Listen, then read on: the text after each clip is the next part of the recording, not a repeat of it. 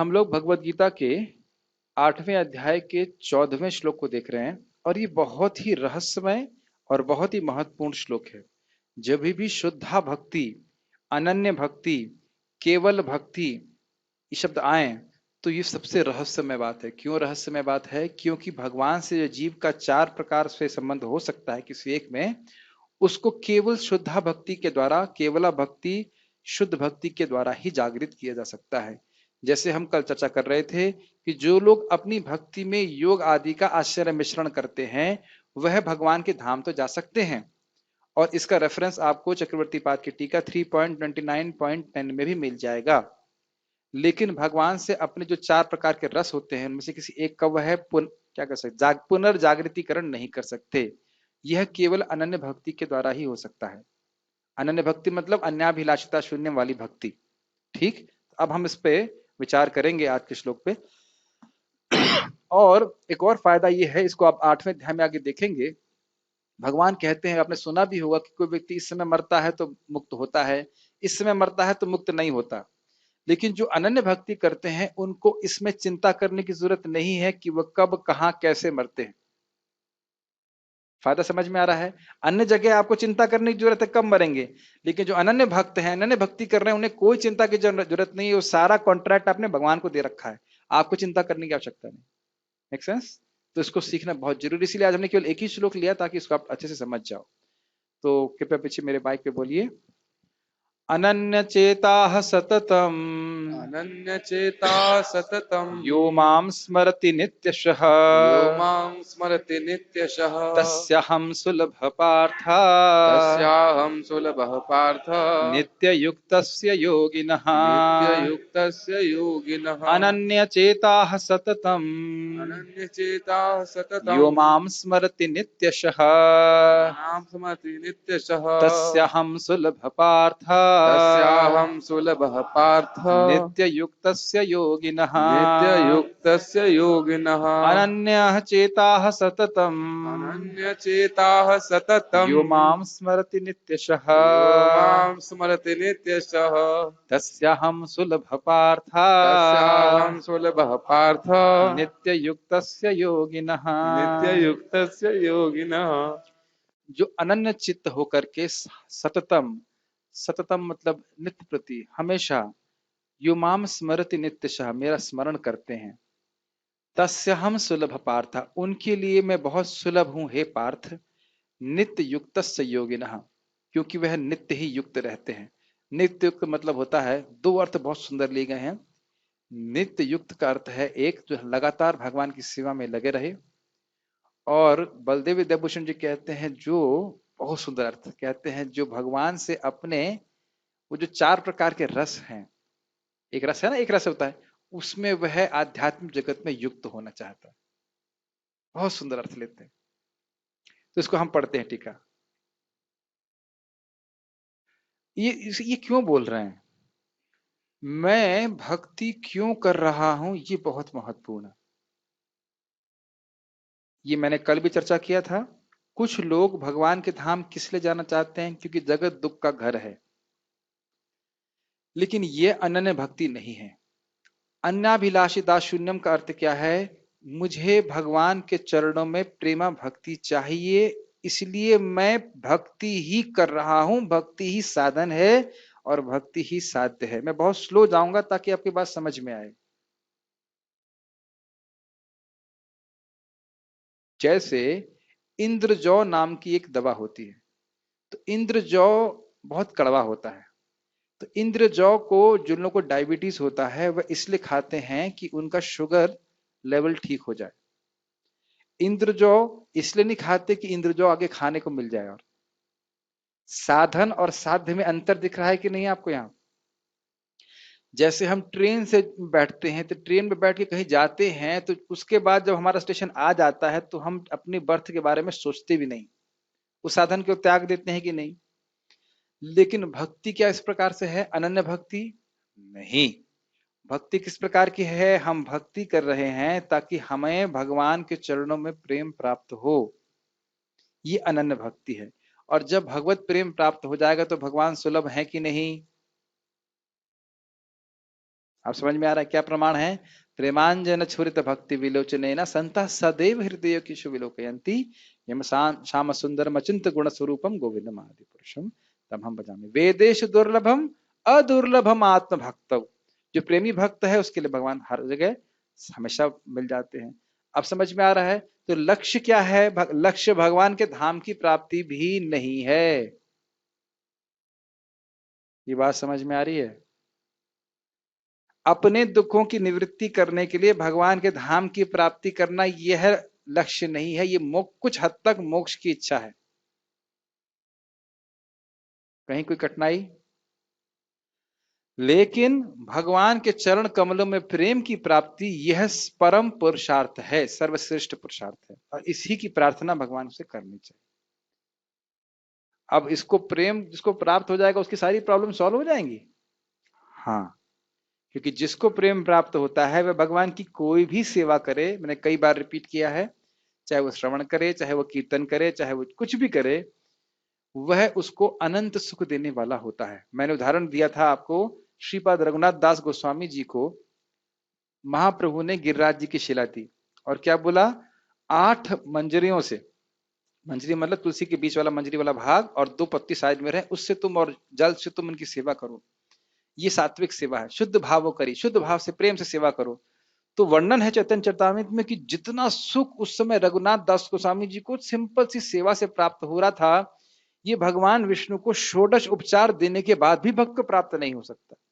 वह साक्षात गिरिराज में श्याम सुंदर को देख रहे थे और वो कहते हैं, श्लोक बहुत सुंदर कोट किया गया, कह रहे हैं कि मेरे हृदय में चैतन्य महाप्रभु जागृत हो रहे हैं और मुझे पागल कर रहे हैं।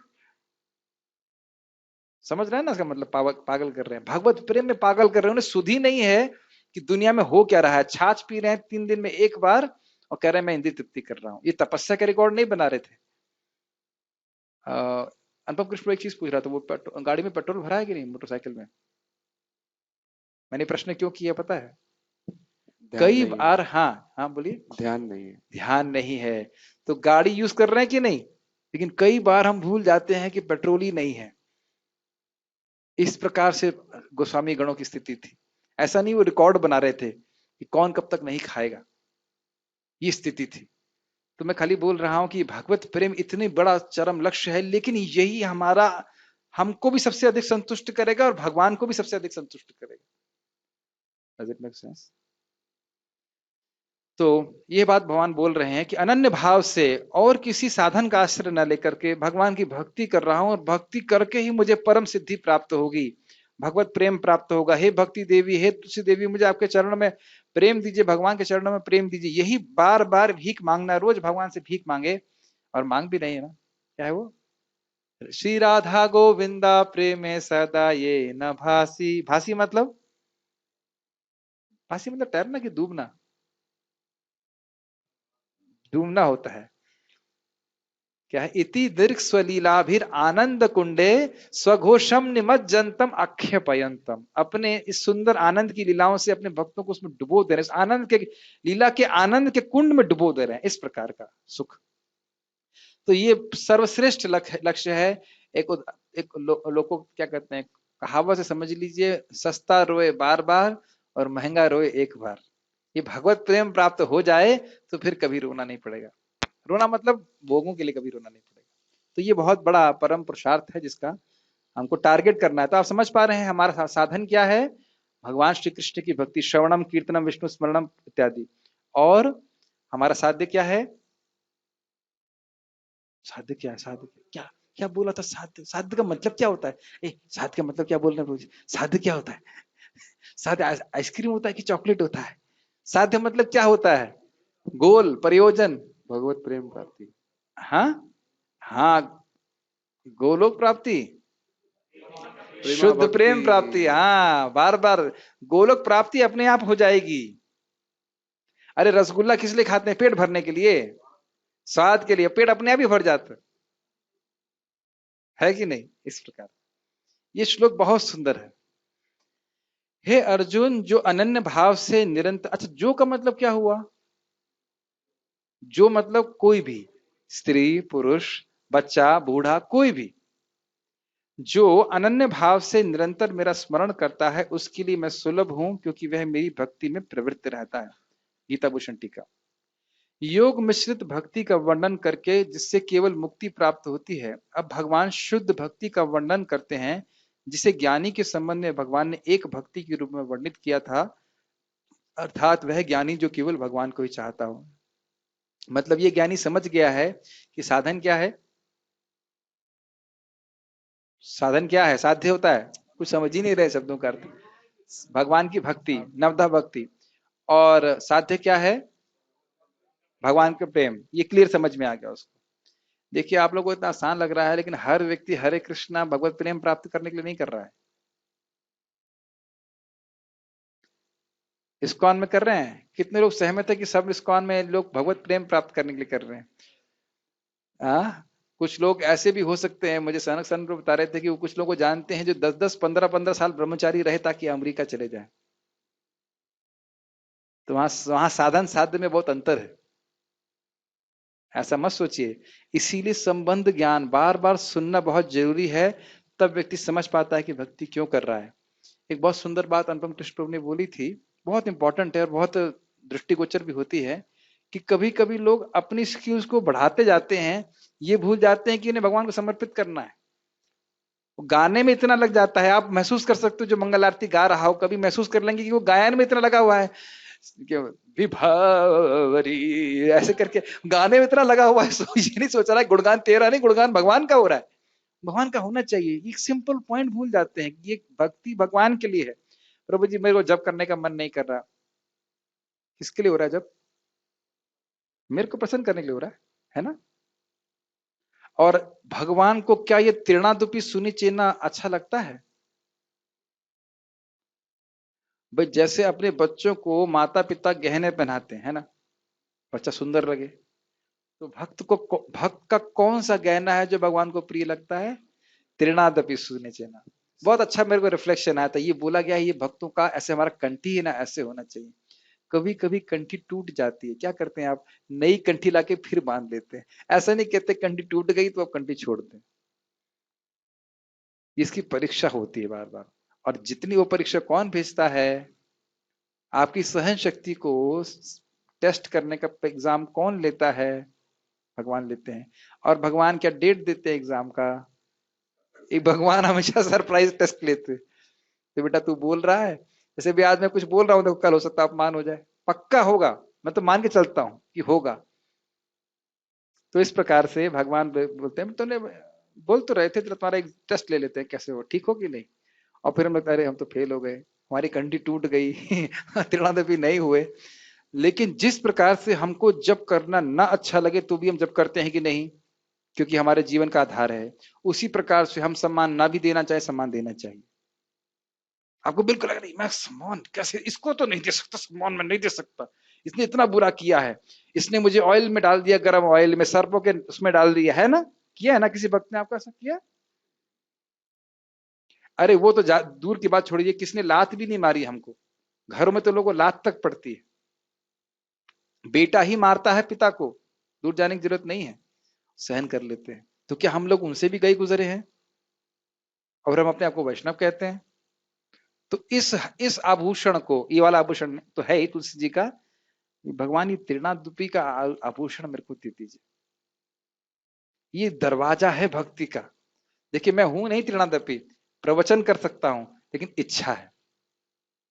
भक्ति गुण ठाकुर जी बोलते हैं, कब इन 4 गुणों से मुझे आप विभूषित करेंगे, सहिष्णु, अमानिना, ताकि और क्या है, 4 गुण है ना इसमें, नहीं, अमानिना मान देना, तरुपी सहिष्णुता से करके 4 गुण आते हैं, और इस प्रकार से तब मैं आपके नाम कीर्तन करने का अधिकारी बन पाऊंगा। अर्थात नाम भगवान ऐसी अवस्था में करने वाले भक्त के जब करता है तो उसमें अपने सुख को प्रकट करते हैं। तो जिस प्रकार से हम वो अभ्यास करते हैं, इस प्रकार से ये भी अभ्यास करना चाहिए। खैर हम कहीं थोड़ा डाइवर्ट कर गए। बात यह है कि ज्ञानी जो है इस ज्ञान से युक्त रहता है कि साधना क्या है, साधना क्या है, भगवान की भक्ति, शुद्ध भक्ति, और साध्य क्या है, भगवान की प्रेम भक्ति। यही यही भक्ति आगे जाके प्रेम भक्ति परिवर्तित हो जाएगी।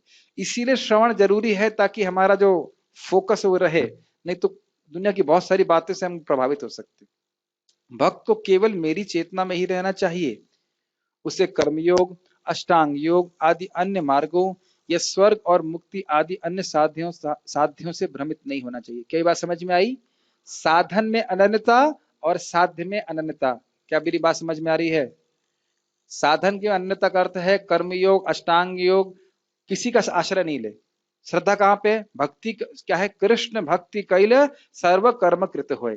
ठीक। और साध्य क्या है? न स्वर्ग जाना है, न मुझे भगवान के धाम जाना है, मुझे भगवान के चरण कमलों की प्राप्ति करनी, प्रेम की प्राप्ति करनी, अपने आप ही पहुंच जाओगे भगवान के धाम। नहीं समझ में आ रहा? ठीक। अरे आप ही भगवान से प्रेम करेंगे या भगवान भी प्रेम करेंगे? ठीक।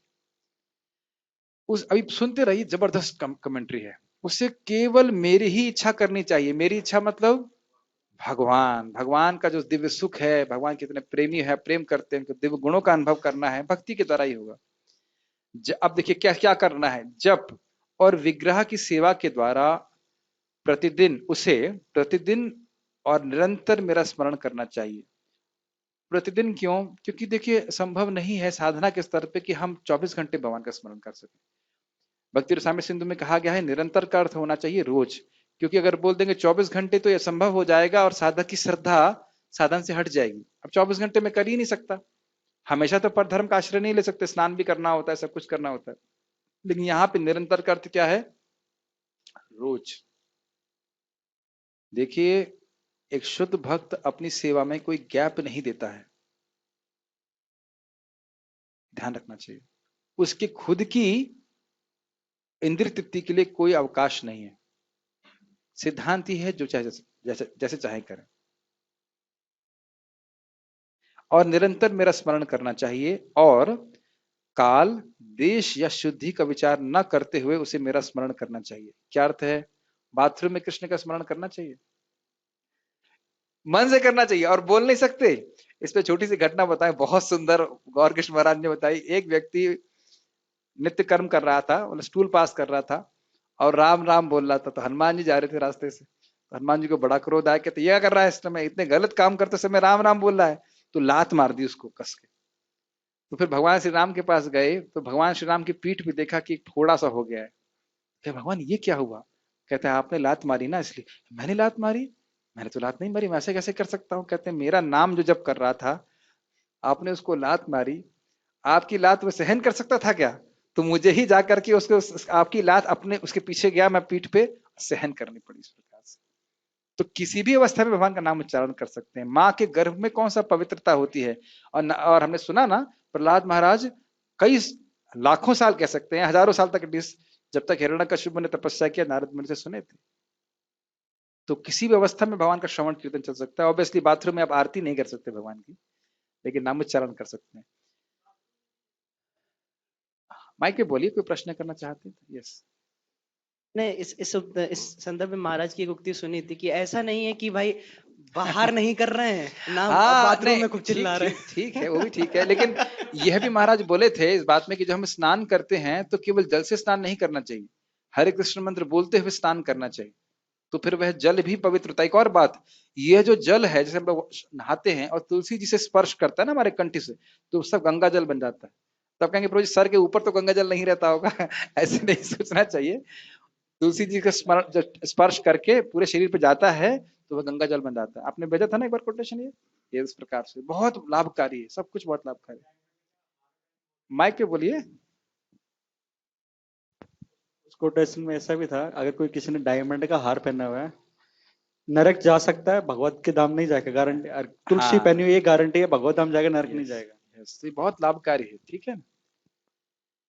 पढ़ते हैं तो इसमें देश शुद्धि का विचार नहीं करते हुए उसे मेरा स्मरण करना चाहिए। अर्थात कैसे स्मरण करना चाहिए? वह भगवान जो यशोदा के स्तनों से दूध पीते हैं और जो इस जगत में राम और नरसिंह आदि रूपों में अवतरित होते हैं। तो समझ लीजिए किसका स्मरण करना चाहिए? कृष्ण का। कृष्ण के ही संबंध में अन्य अवतारों को देखना चाहिए कि जितने अवतार हैं वह कृष्ण भगवान केशव धृता नरहरि रूपा, भगवान कृष्ण ही विभिन्न अवतारों के रूप में आए। तो एक जो कृष्ण भक्त है वह अपने चित्त को कहाँ लगाता है? भगवान कृष्ण के द्विभुज रूप में ही लगाता है। उसे मुख्य नहीं होना चाहिए, टाइपिंग एरर है। उसे मुझे अपनी सबसे प्रिय वस्तु के रूप में स्मरण करना चाहिए। कि भगवान ही मेरे सबसे बड़े प्रेमास्पद हैं, मेरे प्रेम के विषय हैं, और जिनकी सेवा करनी है इस प्रकार से करना चाहिए। इसीलिए विग्रह की सेवा बड़ी अच्छी है। जिस प्रकार से रोज भगवान को देख रहा है, जो भगवान की ड्रेसिंग करते हैं, इनको जो भाग्य प्राप्त है, बहुत लाभकारी। इतनी देर हम लोग जो दर्शन करते हैं वह नहीं देखते, 2 घंटा कहाँ देखते हैं भगवान को, लेकिन जो भगवान को छू रहा है उसकी भी महिमा है। भगवान के विग्रह को छूना, भगवान के उसको नहलाना, कपड़े पहनाना भगवान को, ये बहुत बड़ी सेवा है। महाराज समझ में बड़ा कठोर बोल रहे हैं, कहते हैं ये जड़ शरीर जो गिद्धों के द्वारा खाया जाएगा, इसको नहलाने और सफाई करने और अच्छे अच्छे कपड़े पहनाने में कितना समय लगाते हो, है ना। लेकिन अगर इसी प्रकार से भगवान के विग्रह की हम सेवा करें तो हमारा परम कल्याण होगा। भगवान कभी नहीं भूलते। कोई भी भक्त कैसी भी सेवा करे, जो सेवा आपको अच्छी लगती है वह सेवा भगवान के लिए कीजिए। लेकिन आप जानते हैं सबका आधार क्या है? श्रवण। जब श्रवण करते हैं तो उत्साह आता है वो सेवा करने का। ऐसा व्यक्ति मुझको बड़ी सरलता से प्राप्त कर लेता है, क्योंकि मैं उसके प्रेम से अवगत हूं। समझ में आया?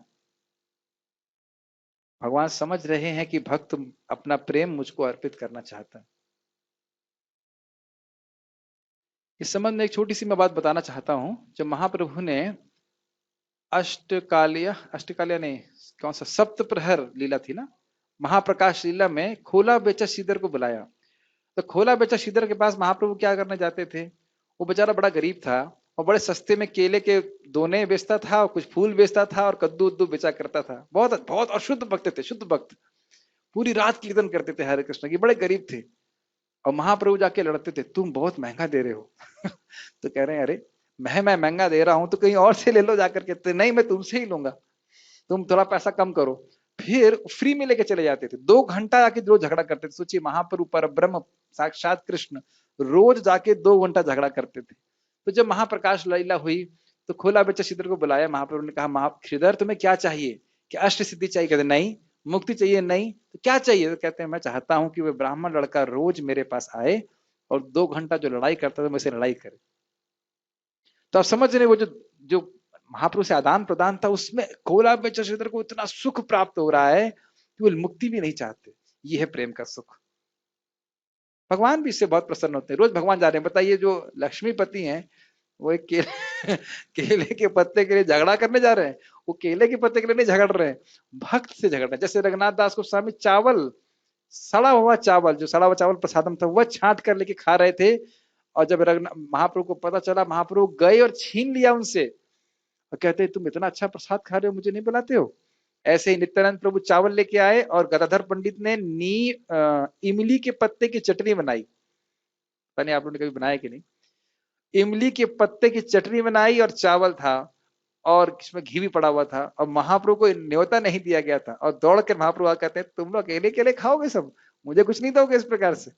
तो महाप्रभु भी इस प्रकार से प्रेम के भूखे हैं, भगवान प्रेम के भूखे हैं, तो भगवान उसके प्रेम के वशीभूत हो जाते हैं। वह कर्म योग और अष्टांग योग, ये अन्य विधियों में प्राप्त होने वाली कठिनाइयों का अनुभव नहीं करता है। कर्म योग में क्या है कठिनाई? कर्म करना है, कोई यज्ञ कराओ फिर उसको निष्काम भाव से करो, झमेलेबाजी। अष्टांग योग में क्या है? ये नाक दबाओ, सांस दबाओ, ध्यान करो, ये सब बहुत झमेले हैं। ज्ञान योग में बहुत तपस्या करो, सब कुछ करने की जरूरत नहीं है। इसका वर्णन 9वें अध्याय में फिर से भी होगा जब सुसुखम पर बात करेंगे। यद्यपि श्लोक में कहा गया है, एक और बात समझ लीजिए, भक्ति करना सुलभ है। क्यों? सुनना हमको आता है कि नहीं? बोलना आता है कि नहीं? तो जो हमने क्रियाएं, इंद्रियों की क्रियाएं जगत में करते हैं, वही केवल भगवान को अर्पित करने, केवल विषय वस्तु चेंज करनी है, क्रिया में परिवर्तन नहीं करना। इसलिए बहुत आसान है। अब मैं कल ब्रह्म के बारे में बता रहा था तो कठिनाई हो रही थी समझने में। आज भगवान के बारे में बता रहा हूं, समझने में कुछ कठिनाई हो रही है? ओम वाचक है और ब्रह्म वाच्य है। जब ये सब बातें बोलेंगे तो शब्द ही समझ में नहीं आते, तो उसका साधन क्या समझ में आएगा, है ना।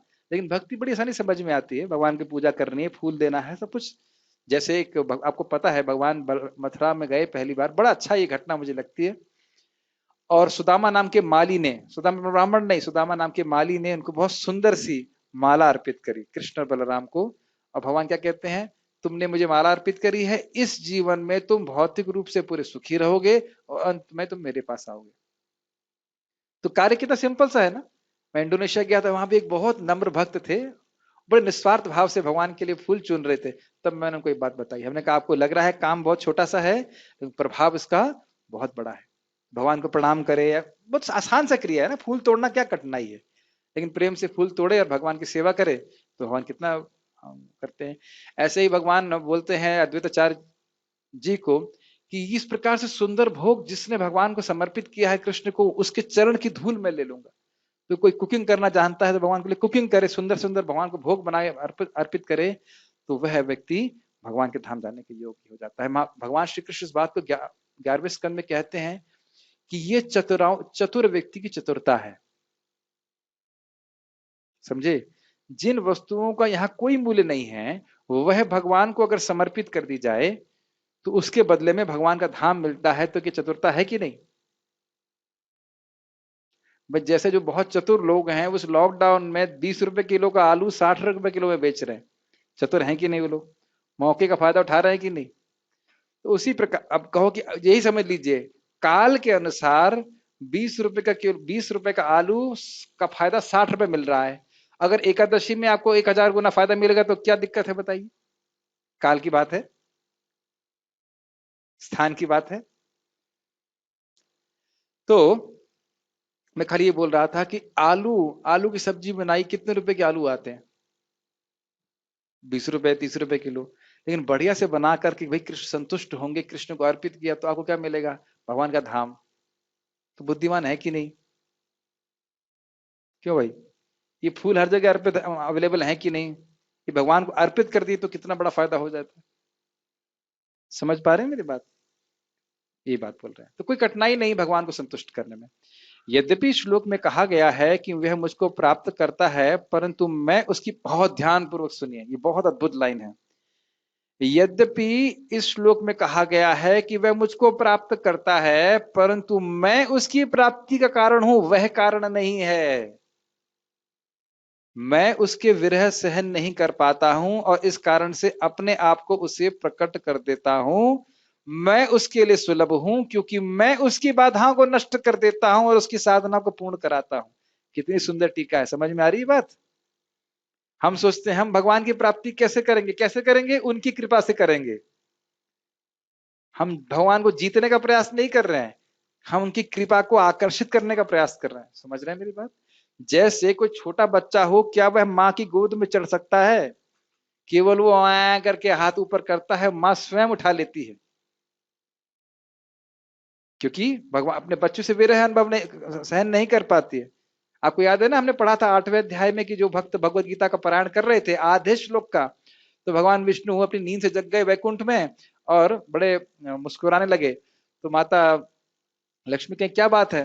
कहने कुछ बोले नहीं, उस अपने भक्त बोले मेरे भक्त जो तपस्या कर रहा है उसको ले आओ मेरे पास। याद है ना, ब्राह्मण का जो खीर बना रहा था, उसने सुना कि भगवान मन की सेवा को भी स्वीकार करते हैं, तो मन में बहुत अच्छी अच्छी सेवा करने लगा भगवान की। ऐसे करते करते काफी काल बीत गया और एक दिन वह भगवान की मन में खीर बना रहा था, सुना था, प्रतिष्ठानपुर का ब्राह्मण। और उसने कहा ये खीर लग रहा गर्म है, तो उंगली डाली तो उंगली जल गई उसकी, और उंगली में उसके जब ध्यान टूट गया तो देखा अरे उंगली वाकई जली हुई है।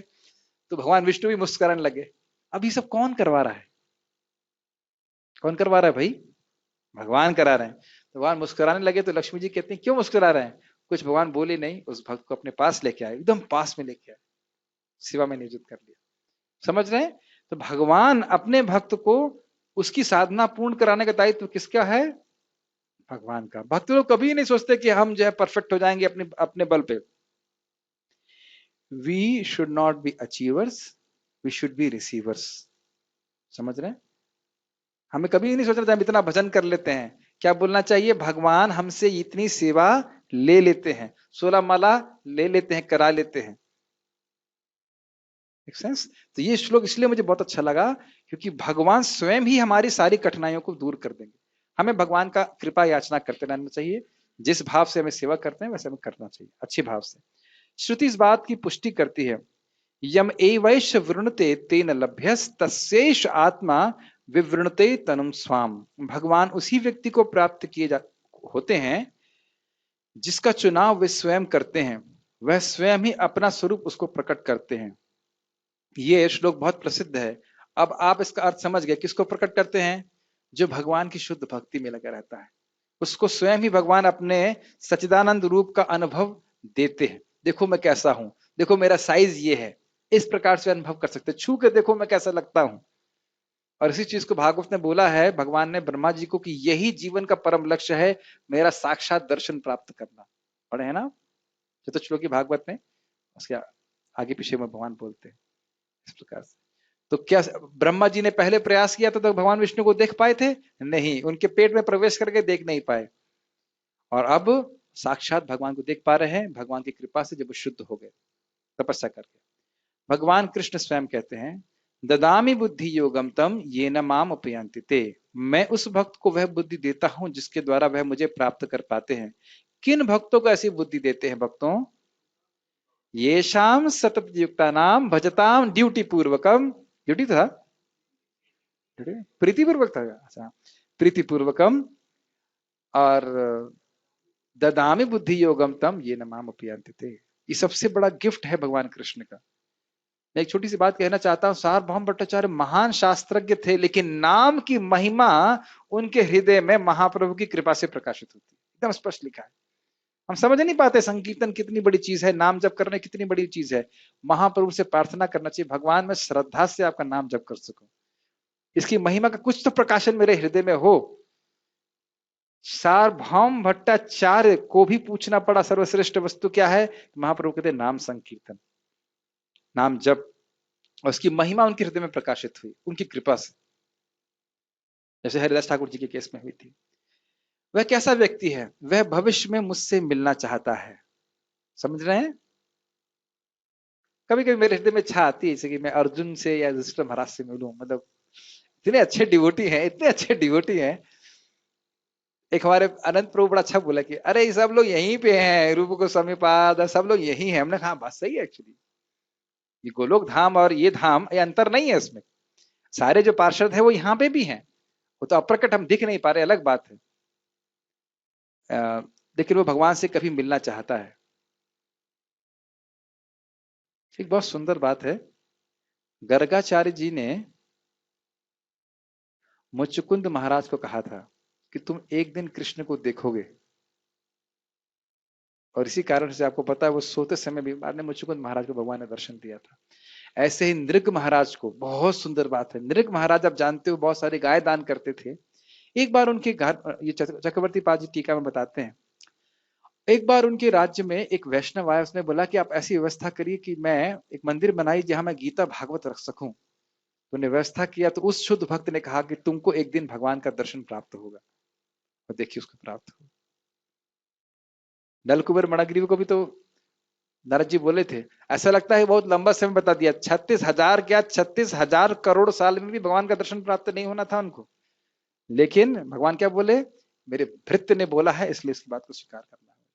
इसीलिए प्रभुपाद जी की बात का आश्रय लेकर एकदम हमको दांतों से पकड़ लेना चाहिए। बस दांत पकड़ से पकड़ने का मतलब समझते हैं, 16 माला करने में अपनी पूरी शक्ति लगा देनी है कम से कम, और 4 नियमों का पालन बहुत कठोर मतलब दृढ़ता से करना है। इसी जन्म में मुझे भगवान की प्राप्ति करनी है, और प्रभुपाद की कृपा से सब हो जाएगा। ये उनकी बात में दम है, समझ रहे ना मेरी बात? शुद्ध भक्त है।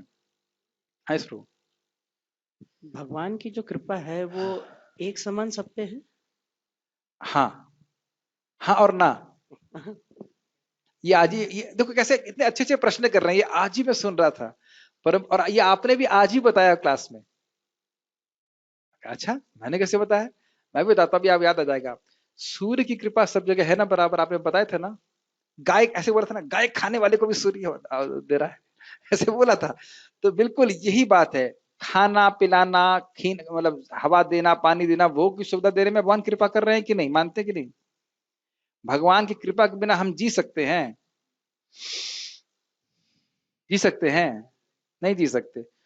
तो भोग की सुविधा के लिए भी हम भगवान की कृपा पे आश्रित है, मानते नहीं मानते? तो ये होगी भगवान की सामान्य कृपा।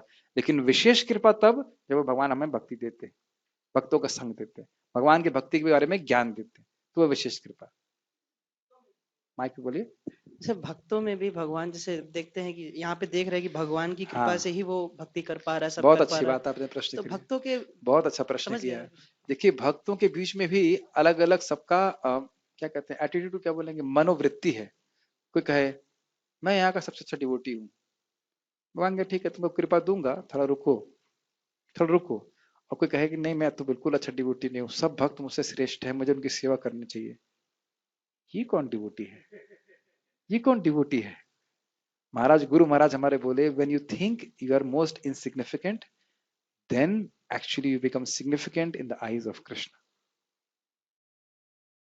और ये आपने प्रवचन में नहीं बताया हम लोग को, आप ही बताते हो, भूल जाते हो। हमको बताया ना प्रहलाद महाराज स्वयं, उनकी भावना क्या है, मैं तो बहुत मतलब उग्र जाति, मैं तो उग्र जाति का हूँ, देवताओं ने सारे धारा प्रभाव प्रवचन किया, सत्वगुण में है, मैं क्या प्रवचन कर सकता हूँ। जब ये भावना होगी तब भगवान संतुष्ट होते हैं। प्रभुपाद जी का मेरे पास वो रिकॉर्डिंग नहीं है, इतना सुंदर रिकॉर्डिंग है, हम तो ऐसे भोग लगाते नहीं। प्रभुपाद कहते हैं, आपने सुना होगा कि भगवान मैं बहुत निम्न हूँ, बहुत तुच्छ हूँ, फिर भी ये आपकी कृपा से वस्तुएं मुझे प्राप्त हैं, आप स्वीकार कीजिए। और फिर प्रभुपाद रोने लगते हैं। फिर प्रभुपाद कहते हैं डोंट बी पफ्ड अप, अहंकारी मत हो। अगर इस नम्रता से भगवान को आप भगवान को खिलाएंगे तब भगवान स्वीकार करेंगे। हजारों हजारों लक्ष्मियां सेवा करने वाली हम कौन है? इस प्रकार से नम्रता का भाव भगवान को बहुत सुख देता है। सुदामा देखो, ये चिवड़ा मैं कैसे दे सकता हूँ कृष्ण को, और कृष्ण उसको छीन लेते हैं। नम्रता मतलब प्रेम। सनातन गोस्वामी पाद बोलते हैं, इफ आपके पास प्रेम है तो नम्रता है, नम्रता है तो प्रेम, ये दोनों समानार्थक हैं। बृहद भागवतमृत में बताते हैं। तो जो भक्त नम्र। एक और उदाहरण है, श्रील रूप गोस्वामी जी, महाप्रभु जब जगन्नाथ जी की रथ यात्रा होती है तो कुछ पंक्ति लिखते हैं जो ऐसा लगता है कि कोई लड़की एक लड़के के लिए गा रही है। जो चैतन्य चरितामृत पढ़े वो समझते हैं। अब भक्तों को समझ में नहीं आता था कि यह महाप्रभु क्यों इस प्रकार से गा रहे हैं। उसको सुनकर जब एक बार रूप गोस्वामी पाद उस यात्रा में थे तो उन्होंने वो श्लोक लिखा जिसमें राधा रानी का जो भाव कृष्ण को कुरुक्षेत्र के युद्ध में, सॉरी कुरुक्षेत्र के स्थल में रथ पे आरूढ़ होकर के देखने का, तो वो भाव था, ये बड़ा गुह्य भाव था। तो महाप्रभु कहते इसको मेरी बात कैसे समझ में आ गई। तो रामानंद राय कहते हैं, एक्चुअली वो उस पर श्लोक लिख देते हैं और अपनी जो सुखा होता है उसमें खोज देते हैं। और महाप्रभु तो सब जानते हैं, महाप्रभु आकर देखते हैं, पढ़ते हैं, फिर जब रूप गोस्वामी आते हैं सिर्फ प्रेम से चाटा मारते हैं। कहते चाटा मतलब चपत लगाते हैं प्रेम से कि तुमको मेरे हृदय की बात कैसे समझ में आ गई। फिर श्रीपद रामानंद राय कहते हैं, जिस पे आपकी विशेष कृपा होगी वही तो आपके हृदय की बात समझ सकता है। तो रामानंद राय जी कहते हैं, तो महाप्रभु कहते हैं हाँ, जब मैंने इनकी कहाँ पे शिक्षा दी, प्रयाग में। रूप गोस्वामी को कहाँ दिया शिक्षा? प्रयाग में। प्रयाग में जब मैंने इनकी नम्रता देखी तभी मैंने इनके हृदय में शक्ति संचार किया, ताकि ये सब बातों को समझ सके। ऐसे सनातन गोस्वामी पाद की नम्रता को देख करके महाप्रभु ने शिक्षा दी। और फिर कहते हैं भगवान आपने जो शिक्षा दी है, 2 महीने तक भगवान ने शिक्षा दिया, ये सब मेरे हृदय में स्फुरित हो जाए, मेरे सर पे आप अपना चरण रख दीजिए। तो चरण भगवान ने नहीं रखा, अपना हाथ रखा, कहा कि जो मैंने तुम्हें बोला वह सब तुम्हारे हृदय में स्फुरित हो जाए। तो नम्रता जितना भक्त के हृदय में होती उतना विशेष कृपा होती। अगर कोई बहुत अच्छे गुणों से युक्त है और फिर भी नम्र है तो भगवान की विशेष कृपा उसके ऊपर है। वैसे तो कृपा है ही, धाम में रह रहे हैं, नाम जप कर रहे हैं, लेकिन ये इंपॉर्टेंट बात है। वह कैसा व्यक्ति है? वह भविष्य में मुझसे मिलना चाहता है। ऐसा व्यक्ति मुझसे 4 प्रकारों के रसों में युक्त होना चाहता है। नित्य युक्त का अर्थ समझ में आ गया? नित्य रूप से भगवान से मेरा जो संबंध है वह जागृत हो जाए और हमेशा मैं भगवान के पास रहूं। तो ये तभी हो पाएगा जब हम अनन्य भक्ति करते। तात्पर्य पढ़िए अनुपम पुष्प प्रभु। तात्पर्य, इस श्लोक में उन निष्काम भक्तों द्वारा प्राप्तव्य अंतिम गंतव्य का वर्णन है जो भक्ति योग के द्वारा भगवान की सेवा करते क्या हैं। है अंतिम गंतव्य? भगवान के संग 4 प्रकारों में से कोई रस है उनमें एक में स्थित हो जाना। यस। पिछले श्लोकों में 4 प्रकार के भक्तों का वर्णन हुआ है, आर्थ, जिज्ञासु, अर्थार्थी तथा ज्ञानी। पिछले श्लोकों का अर्थ होगा 7वें अध्याय से लेना चाहिए, 8वें अध्याय में नहीं है। यस। मुक्ति की विभिन्न विधियों का भी वर्णन हुआ है, कर्मयोग, ज्ञान योग तथा हठ योग। इस योग पद्धतियों के नियमों में कुछ न कुछ भक्ति मिली रहती है, लेकिन इस श्लोक में शुद्ध भक्ति योग का वर्णन है जिसमें ज्ञान, कर्म तथा हठ का मिश्रण नहीं होता। ये लाइन हम समझा चुके हैं ना। इसमें न योग मिश्रित भक्ति है, न ज्ञान मिश्रित है, न कर्म मिश्रित है, कुछ नहीं, केवल अनन्य भक्ति है। साधन क्या है? भक्ति। और साध्य क्या है? कृष्ण प्रेम, प्रेम भक्ति। यस। जैसा कि अनन्य चेता शब्द से सूचित होता है, भक्ति योग में भक्त कृष्ण के अतिरिक्त और कोई इच्छा नहीं करता। समझ में आए? इच्छा मतलब भुक्ति, मुक्ति, सिद्धि, ये सब कुछ नहीं चाहिए। कृष्ण चाहिए। जैसे मैं उदाहरण देता हूँ, एक मेरा स्टूडेंट घर से भाग गया, उसकी शादी भी हो चुकी थी, तो उसकी माँ रो रही है। हमने कहा, अरे माता जी लड़का चला गया, आप चिंता करो, आप भी तो मरने वाली हो। अरे हमको मुक्ति नहीं चाहिए, हमको लड़का चाहिए। तो हमने कहा इस दुनिया में भी देखो इस प्रकार से लोग मुक्ति नहीं चाहते, लड़का चाहते हैं। उसी प्रकार से अगर भक्त बोले, भक्ति भगवान हमको मुक्ति नहीं चाहिए, आप चाहिए, तो क्या दिक्कत है? हमको शिक्षा लेना चाहिए। एक माता जी बोल सकती है हमको मुक्ति नहीं चाहिए, लड़का चाहिए, तो हम नहीं बोल सकते भगवान हमको मुक्ति नहीं चाहिए, आप चाहिए? क्यों नहीं बोल सकते? बहुत सुंदर बात भक्ति विज्ञान महाराज बोल रहे थे कि क्यों हम भगवान के धाम जाने के बाद हम क्यों वापस नहीं आएंगे, क्योंकि आने का कोई कारण नहीं है। और एक जगह बहुत सुंदर एक ऋषि थे भारत के, नॉर्थ इंडिया के, उन्हें साउथ इंडिया की एक प्यार, मतलब एक जो अलवर है उनकी एक रचना देखी, उसमें भगवान का एक शब्द से, मुझे शब्द याद नहीं आ रहा क्या बोल रहे थे, शब्द उपयोग करते हैं जिसका अर्थ है आनंद की मूर्ति। कृष्ण का एक नाम ऐसा दिया जिसका अर्थ है कि मतलब कंडेंस्ड स्वीटनेस, क्या बोलेंगे उसको, गाढ़ गाढ़ मीठा, मतलब मिठास ऐसा करके, गाढ़ आनंद।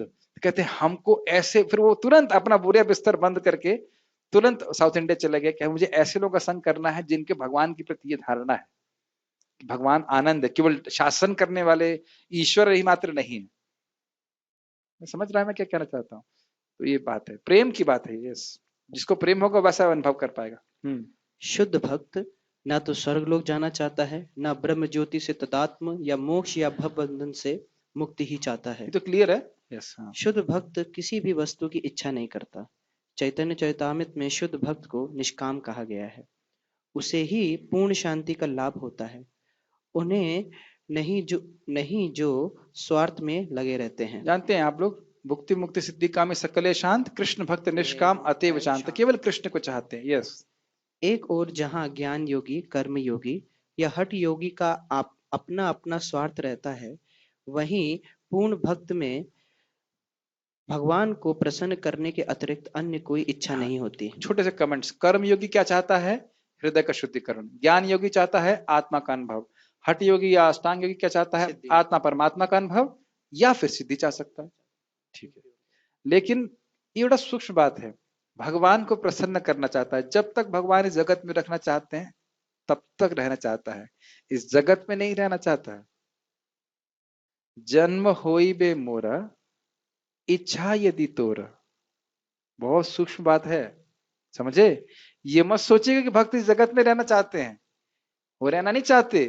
यदि आपकी इच्छा है तो आपके भक्त घर में जन्म मिले, ये इच्छा है। समझ रहे? ये बहुत सूक्ष्म विचार। ये मत सोचिए भक्त लोग यहां रहना चाहते हैं। यदि आपकी इच्छा है जन्म लेना तो ठीक, आपकी, लेकिन आपकी भक्ति ही करता रहो, ये बात। यस। अतः भगवान कहते हैं कि जो एक निष्ठ भाव से उनकी भक्ति में लगा रहता है, उसे वे सरलता से प्राप्त होते हैं। सब हम चर्चा कर चुके हैं, समझ में आ रहा है, पढ़ते जाइए। शुद्ध भक्त सदैव कृष्ण के विभिन्न रूपों में से किसी एक की भक्ति में लगा रहता है। एक की भक्ति मतलब अब ये नहीं आज राम की पूजा की, कल नरसिंह देव की, उसके बाद परशुराम जी की, उसके बाद नारायण की, और वह नहीं, एक ही रूप में अपने मन को अभिनिविष्ट करना चाहिए। यस। कृष्ण के अनेक स्वांश तथा अवतार हैं, यथा राम तथा नरसिंह, जिनमें से भक्त किसी एक रूप को चुनकर उसकी प्रेमा भक्ति में मन को स्थिर कर सकता है। yes. ऐसे भक्त को उन अनेक समस्याओं का सामना नहीं करना पड़ता जो अन्य योग के अभ्यासकर्ताओं को झेलनी पड़ती अब ये देखिए है ना, प्रभुपाद जी पूरा कमेंट्री से ही बोल रहे हैं कि बोल रहे कर्म योग, ज्ञान योग, कोई झमेलेबाजी नहीं। यस। प्रभु जी, लेकिन हाँ जी। जैसे एक प्रश्न, जैसे हमारे पास तो 3 ऑल्टर हैं, तो कभी कभी कुछ भक्त ऐसा प्रश्न करते हैं कि वो भी विचलित हो जाते हैं कि उनको चुने। कोई तो दिक्कत नहीं है। श्री कृष्ण चैतन्य राधा कृष्ण ना ही अन्य, उसके बाद क्या है, निताई होइले बलराम। और उसके बाद क्या है, क्या कर वो गौर जय से सची सुत, क्या है वो, ब्रजेंद्र नंदन जय सची सुत होइले से। तो आप गौर निताई के सामने क्या है, एक और है ना, निताई करुणा हवे ब्रजे राधा कृष्ण पावे। आप नित्यानंद प्रभु के चरणों में जाएंगे तो राधा कृष्ण की सेवा कर देंगे। वस्तुतः हम लोग तो गौर निताई क्या रहे, सामने खड़े रहने के लायक है। ये क्या नाम है, एटलीस्ट मैं अपनी बात करता हूँ, क्या नाम है उनका, कदम कानन महाराज। वो बोल रहे थे कि मैं राधा श्याम सुंदर को प्रणाम किया, फिर मैं कहा कृपा का ऑल्टर, कृपा यहीं अवेलेबल है गौरी ताई जी के सामने यहीं खड़ा हो जाता हूँ। तो भक्त जितना नम्र होता है उतना सोचता है मैं तो अयोग्य नहीं हूँ राधा श्याम सुंदर के सामने जाने के भी।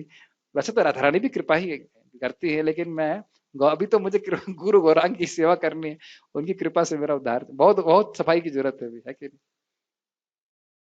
तो कोई दिक्कत नहीं, कहीं पे भी खड़े हो सकते हैं वैसे। अगर मैनेजमेंट की प्रॉब्लम है तो कृष्ण बलराम जी के सामने, कृपा चाहिए तो गौर निताई जी के सामने है। ये तो क्या मैं मर के अपना भाव बोल रहा हूँ। प्रभुपाद जी बोलते थे कि कोई अगर तुम्हारी परेशानी है तो कृष्ण बलराम जी को बोल दो और सॉल्व कर देंगे, वो कर देते हैं, मेरे बहुत सारे जीवन में अनुभव।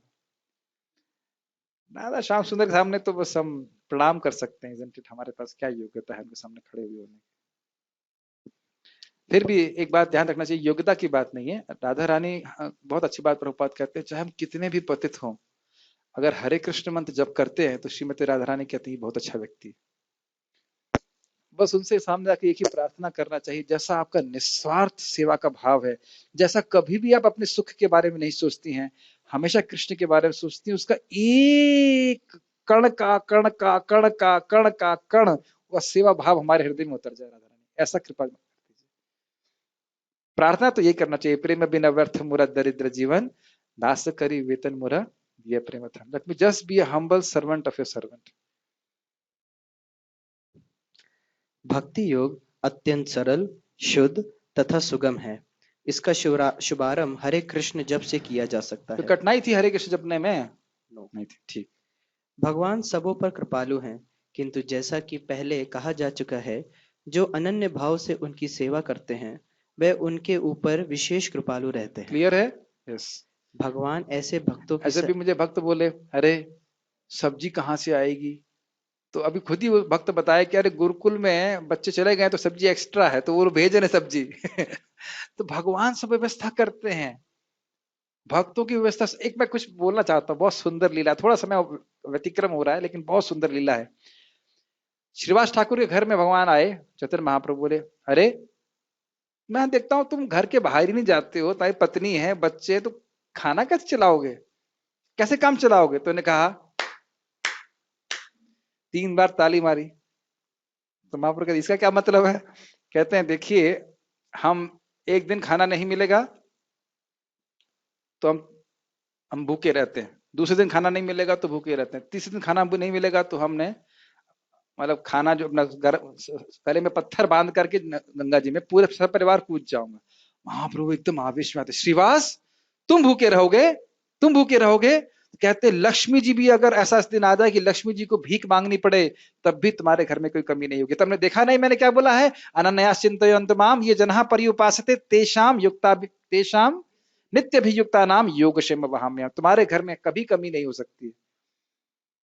तो इस प्रकार से भगवान की अनन्य भक्ति करने वाले की अद्भुत अत्यंत तरीके से भगवान रक्षा कर लेते हैं, पालन कर लेते हैं। जो पूरे विश्व का पालन कर रहे हैं अपने भक्तों को नहीं दे सकते। मैं सोचा था खाने की कमी नहीं है, 50 किलो खीरा हमारे आश्रम में डाल दिया, उतने करें क्या इसका, बताइए है कि नहीं?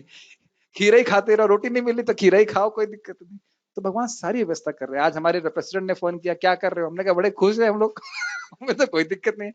अच्छा प्रसाद मिल रहा है, हाँ प्रसाद अच्छा मिल रहा है, कीर्तन हो रहा है, कथा हो रही है, हमें तो कोई दिक्कत नहीं है। मैं तो बोला मुझे आदत पड़ जाएगी सेवा ना करने की, लॉकडाउन के चक्कर में कि सेवा ना करने की आदत ना पड़ जाए, दिन भर हम शास्त्र पढ़ते हैं, कथा करते हैं, इस प्रकार से आनंद में है। कुछ उत्तर नहीं दिए, वो चुपचाप बैठे हुए थे। हमने कहा तो इस प्रकार से भगवान की कृपा है, कृपा ही है कि नहीं बताओ? घर में पड़े होते तो तुम पागल हो जाते। यस। भगवान ऐसे भक्तों की सहायता अनेक प्रकार से करते हैं, है ना, सारे कठिनाइयों को स्वयं दूर करते हैं। पढ़िए। जैसा कि वेदों में कठोपनिषद कहा गया है, यमे वैश्य वृणते तेन लभ्यस तस्येष आत्मा विवृणते तेन तनुम स्वामी। बहुत सुंदर बात है। श्रीवास ठाकुर के घर में एक मुसलमान दर्जी था, उसको भगवान ने अपना कृष्ण स्वरूप का दर्शन कराया महाप्रभु ने। या यही बात बोलना है, किसको प्रकट कराते हैं? जो उनके भक्तों का आश्रय रहता है। वहां चैतन्य महाप्रभु स्वयं बोलते हैं कि श्रीवास तुम्हारे भक्तों का भक्त भी मुझे प्राप्त करेगा, मेरे गांव का एक कुत्ता भी मुझे बहुत प्रिय है। इस प्रकार से अद्भुत है। भगवान गजेंद्र को बोलते हैं जो तुम्हारे जहां इस पर्वत का स्मरण करेगा वो मुझको प्राप्त करेगा जहां तुम खेले हो। इस प्रकार से तो जो भगवान के भक्तों की शरण लेता है उसे कोई बहुत बड़ी तपस्या करने की जरूरत नहीं, वैसे पार हो जाता है। बस भक्त से संबंध होना चाहिए। पढ़िए। जिसने पूरी तरह मैं एक से बात बोलना चाहता हूँ, थोड़ा समय दे दीजिए मुझे। मेरे गुरु महाराज को पूछा गया, महाराज ये दीक्षा देने में क्या दिक्कत है, नाम ही तो देना होता है। हम नाम बताते कि दीक्षा दे दीजिए। तो महाराज ने कहा ऐसा नहीं है, हर भक्त के लिए मैं गोपीनाथ जी से प्रार्थना करता हूं कि आप इसको स्वीकार कर लीजिए। कितना बड़ा भाग्य है कि हमारे लिए महाराज जी ने, हमारे लिए गलत बोल दिया, मेरे लिए महाराज ने प्रार्थना करी। षडांग शरणागति होय बेजहार, तहां प्रार्थना सुई ब्रजेंद्र कुमार। जिसकी शरणागति होती है उसकी प्रार्थना कृष्ण सुनते हैं। तो हम तो कितने शरणागत तो हम ही जानते हैं, लेकिन महाराज शुद्ध भक्त इस प्रकार से प्रार्थना करें तो बहुत बड़ा कृपा भगवान की होगी हमारे पर। महाराज यही पे बोल रहे थे कि एक महान भक्त के सेवक को ज्यादा साधना की क्या आवश्यकता है, बहुत तपस्या की क्या आवश्यकता है। जैसे श्रीवास ठाकुर, उनके भक्तों को, उनके घर की दासियों को भी कृष्ण की प्राप्ति हो रही है। जानते हैं आप दुखी वाली कहानी। इसलिए हमको आलसी नहीं बनना है, लेकिन निरुत्साहित नहीं होना, ये खाली बोल रहा हूं। जैसे आप जानते हो गुरु कृपा प्रभु को प्रभुपाद क्या बोले, तुम यहाँ मंदिर बना रहे हो और कृष्ण तुम्हारे लिए गोलोक में घर बना रहे हैं, बहुत अच्छा है, मैं देख सकता हूँ। समझ रहे हैं नॉट, हम किसी सामान्य व्यक्ति की सेवा नहीं कर रहे हैं। प्रभुपाद जी से पूछा, प्रभुपाद हमने सुना है कि आप रूप गोस्वामी से बात करते हैं, बात करते हैं, तो सब जानते हैं। मैं तो जल्दी बोल दिया। प्रभुपाद जी से उनके एक पर सेवक ने बोला कि प्रभुपाद मैंने सुना कि आप रूप गोस्वामी जीव गोस्वामी से बात करते हैं। तो प्रभुपाद बड़े ऐसे आराम से बोलते हैं, तो उसमें कौन सी बड़ी बात है, सब जानते हैं। क्या लेवल के साधु से हम डील करने, मतलब उनके सेवा करने का मौका मिल रहा, हम कल्पना नहीं कर सकते। पढ़िए। जिसने पूरी तरह से भगवान की शरण ले ली है और जो उनकी भक्ति में लगा हुआ है, वही भगवान को यथारूप में समझ सकता है। तथा गीता में भी कहा गया है, ददामि बुद्धि योगम तम। ऐसे भक्त को भगवान पर्याप्त बुद्धि प्रदान करते हैं जिससे वह उन्हें भगवत धाम को प्राप्त कर सके। एक बात जरूर ध्यान रखिए, प्रभुपाद जी की इच्छा बड़ी स्पष्ट है, हम स्वयं भक्ति करें और दूसरों को भक्ति देने का पूरी तरह से माध्यम बने, तब हम प्रभुपाद जी को बहुत प्रसन्न कर सकते हैं। दुखी कैसे करते हैं समझ लीजिएगा। एक बार एक प्रभुपाद जी के शिष्य ने कहा, प्रभुपाद जी मैं यह मायापुर में रहूंगा। तो प्रभुपाद जी ने कहा, हाँ आप मायापुर में रहिएगा और मैं कलकत्ता में प्रचार करूंगा। समझ गए, समझ गए ना। तो प्रभु जब हमारे पास यंग उम्र है, जीवन है, बुद्धि है, उसका उपयोग भगवान की सेवा में लगाना चाहिए, लोगों को भगवान की भक्ति देना चाहिए। पढ़िए। शुद्ध भक्त का सबसे बड़ा गुण यह है कि वह देश अथवा काल का विचार किए बिना अनन्य भाव से कृष्ण का ही चिंतन करता रहता है। सब कुछ एकदम स्पष्ट है, पढ़ चुके हैं। यस। उसको किसी तरह का व्यवधान नहीं होना चाहिए। उसे कहीं भी और किसी भी समय अपना सेवा कार्य करते रहने में समर्थ होना चाहिए। कुछ लोगों का कहना है कि भक्तों को वृंदावन जैसे पवित्र स्थानों में या किसी पवित्र नगर में जहां भगवान रह चुके हैं रहना चाहिए, किंतु शुद्ध भक्त कहीं भी रहकर अपनी भक्ति से वृंदावन जैसे वातावरण उत्पन्न कर सकता है। श्री अद्वैत ने चैतन्य महाप्रभु से कहा था, आप जहां भी हैं हे प्रभु वही वृंदावन इस है। पे तो बड़ी लीला है। जब महाप्रभु संन्यास ले लेते हैं, आप सुन ही चुके हैं, और उसके बाद वो जा रहे होते हैं तो नित्यानंद उनको एक जगह कहते हैं, देखो वो जहां पूछे रास्ता कहाँ है वृंदावन का, उधर भेज देना, शांतिपुर की तरफ।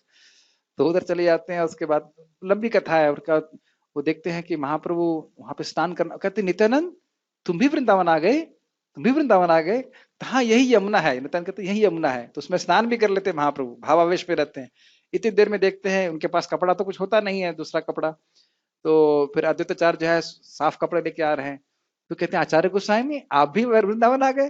तो ये बोलते हैं, हाँ प्रभु आप जहाँ पे हैं वहीं पे वृंदावन है। तो फिर वह फिर कहते हैं, इस नित्यानंद ने मुझे छल कर दिया। देखो भक्त कितने चतुर होते हैं। फिर अद्वैताचार्य कहते हैं, नहीं छल नहीं किया है, देखिए इलाहाबाद में गंगा जी यमुना जी एक साथ मिल जाती हैं, तो जिस तट पे आपने स्नान किया है वो यमुना जी वहां बहती हैं, तो इसलिए आपने यमुना जी में स्नान किया, और जहां पे आप हैं वहां पे वृंदावन है ही, इसलिए आप वृंदावन में ही है। तो भक्त लोग सर चतुर होते हैं, भगवान को हमेशा हरा देते हैं इस प्रकार से। यस।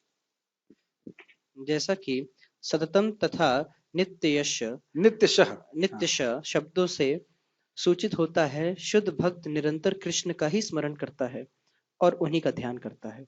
ये शुद्ध भक्त जैसे के एक गुण कैसे हैं। समझ लीजिए, जब किसी से आप दुश्मनी करते तो सोचते ना, साले मरेंगे कैसे, कहाँ पकड़े कहाँ धरे, ऐसे बोलते हैं ना, सोचते रहते हैं। उसी प्रकार से अगर हम स्मरण की बात करें तो उसी प्रकार से हम सोचेंगे कृष्ण की मैं कैसे सेवा कर सकता हूँ। जो लोग ड्रेसिंग करते हैं, अरे आज मैंने ये ड्रेस किया, कल मैं ये ड्रेस करूंगा, कल वो करूंगा, ऐसे सोचते रहते हैं। जो प्रीचिंग करते हैं, अरे मैं ऐसे सेवा करूंगा, ऐसे सेवा करूंगा। इस प्रकार से सेवा के माध्यम से भी हम कृष्ण का स्मरण करते हैं। Make sense? यस।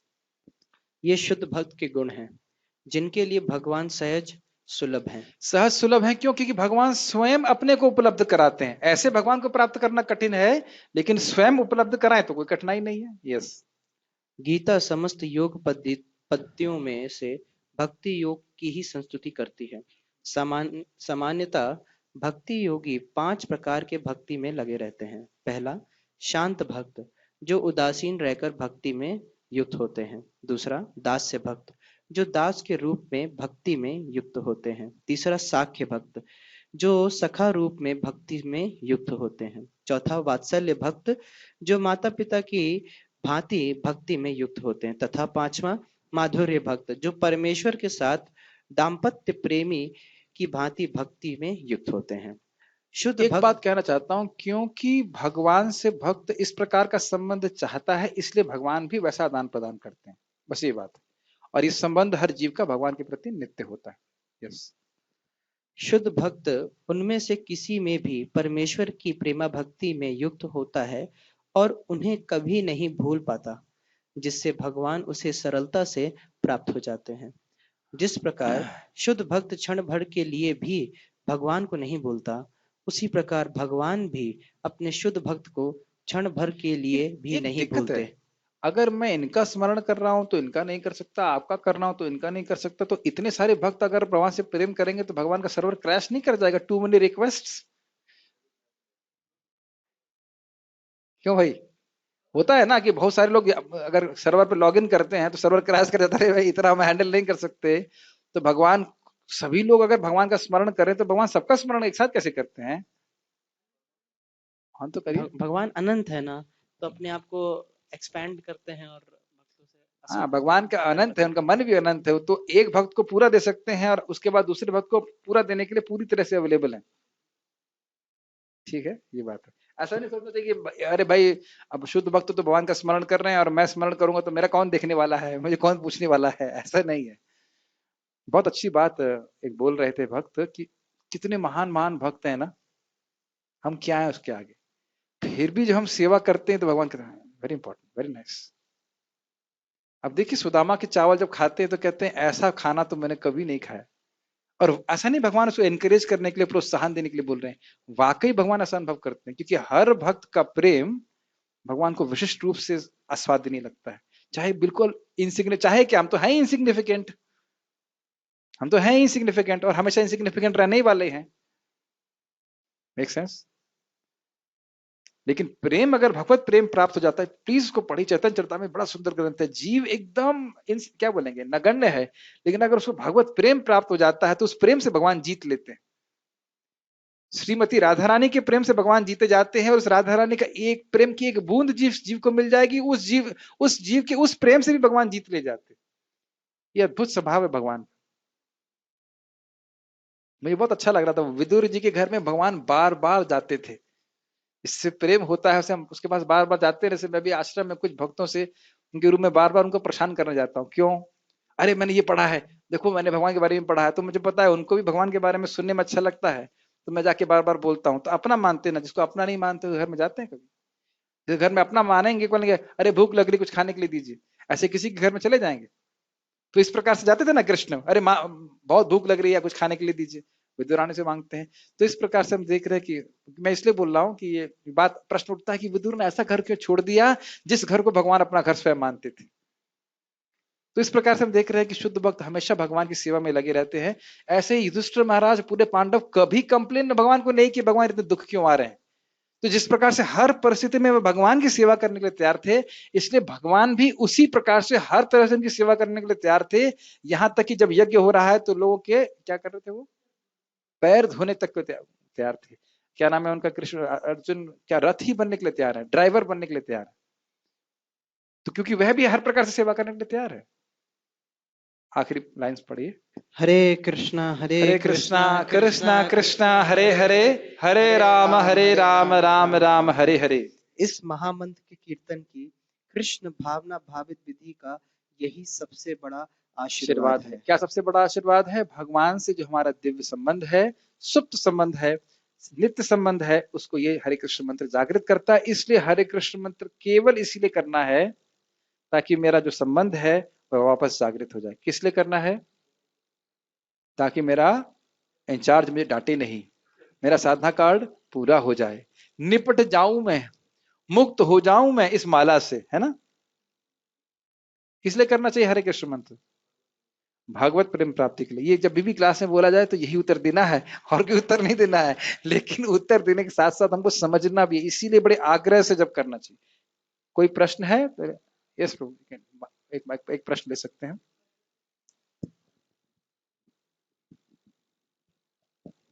प्रभु जी थोड़ा सा एक करेक्शन करना है, जैसे बताइए। कि अभी हम कहते हैं कि भाई मुसलमान भी भगवान को पा लिया, मुसलमान होते हुए भी भगवान को प्राप्त कर लिया, यानी भगवान ने उनको ऐसे कृपा प्रदान कर लिए। हाँ हाँ, लेकिन कभी ये देखा जाता है कि हम देखते हैं कि भाई जैसे एक पिता माता की कुछ 4 संतानें होते तो पूरी तरह से पिता माता के संपत्ति के ऊपर उनका अधिकार होता है। हाँ तो भगवान ने भी जैसे सूर और असुर को उत्पन्न किए है, हाँ। तो उसका देखिए, थोड़ा भगवान ने परिभाषा। सुर उत्पन्न किया, ये कहना मतलब आपका प्रश्न समझ नहीं पा रहा हूँ, प्रश्न क्या है? अच्छा, प्रश्न कंटिन्यूड है, हाँ बताइए। हाँ, तो वही है, थोड़ा सा जैसे कि कभी कई बार हमें मुसलमान मुसलमान की एग्जाम्पल देते हैं, तो वो लोग भी कहीं ना कहीं भक्ति किए होंगे, लेकिन हमारे दृष्टि से एक मुसलमान उनका एक रूपरेखा अलग दिखता है। तो प्रश्न क्या है, मैं समझ नहीं पा रहा हूँ। प्रश्न है करेक्शन, करेक्शन भी समझ नहीं पा रहा, क्या करेक्शन है? नहीं, मुसलमान जैसे हमें मुसलमान की एग्जाम्पल भाई, देते हैं तो। मुसलमान के एग्जाम्पल इसलिए दे रहे हैं क्योंकि वह तो भगवान को निराकार मानते हैं, वो तो पूजा करते नहीं है, और अब क्या क्या खाते हैं हम तो जानते हैं, कितना पवित्र आचरण रहता है उनका। तो इस प्रकार से वह व्यक्ति भी कदाचित अगर भक्ति से अनजाने में भी भक्ति कर लिया तो वह मुक्त हो जाता है, ये उदाहरण दिया जा रहा है। और उदाहरण मैं नहीं दे रहा हूँ, क्या है वो? विराट हुंद्र पुलिंद पुलकशाह यवन, यवन मतलब प्राय मुसलमानों को यवन का यवना खसा दया, इनको कोई बहुत आर्य नहीं माना जाता है। मुझे तो हंसी इस बात पे आती है, हरिदास ठाकुर जी बोलते हैं, तुम इतने बड़े मुसलमान के वंश में पैदा होकर हिंदू बन गए। और आपकी देखिए वो लोग प्राय कितने क्रूर भी होते हैं, कितना उन्हें हिंदुओं पे गड़ाव के, तो ये चीज है। ऐसा नहीं देखिए कि हम बोल रहे हैं, किसी को बोल रहे हैं हिंदू मुस्लिम, हम लोग हिंदू भी नहीं समझना चाहिए, हम लोग हिंदू हिंदू नहीं है, हम सनातन धर्मावलंबी हैं। भगवान से हम अपने को आत्मा के रूप में पहचान करते हैं, भगवान के सेवक के रूप में पहचान करते हैं। तो कहने का अर्थ है कि ये जो भक्ति है सभी को शुद्ध करने वाली, ये उदाहरण दिया जा रहा है कि जिसने जीवन में सारे पाप ही किए क्यों ना हो, लेकिन भगवान की भक्ति का संपर्क हो जाए, तुलसी देवी का संपर्क हो गया तो मुक्त हो गया, ये कहने की बात। ठीक है। श्रील प्रभुपाद की जय, श्रीमद् भगवद गीता की जय, गौर प्रेमानंद।